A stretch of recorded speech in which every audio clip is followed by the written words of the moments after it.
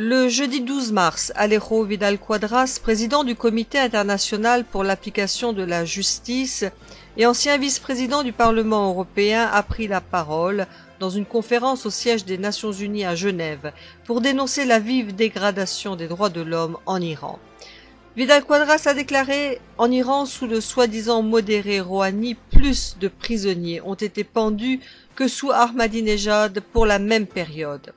En fait, il est le numéro 1 dans le monde pour le plus grand nombre d'exécutions par habitant, avec 1300 ou 1400 exécutions sous son mandat. »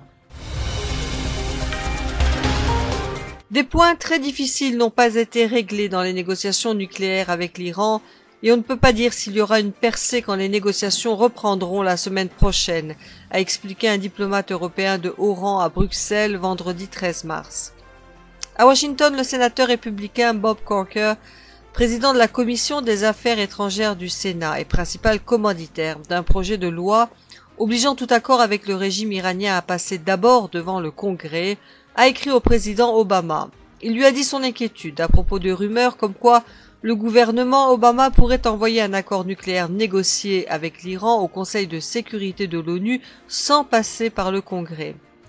Habiliter l'ONU à examiner un accord ou des parties de celui-ci tout en menaçant d'opposer un veto à la loi qui permettrait au Congrès de faire la même chose constitue un affront direct au peuple américain et cherche à saper le rôle du Congrès, a mis en garde Corker dans sa lettre. La deuxième plus grande banque d'Allemagne a accepté de payer près d'1,5 milliard de dollars aux États-Unis après avoir violé les lois américaines sanctionnant les affaires avec l'Iran et le Soudan.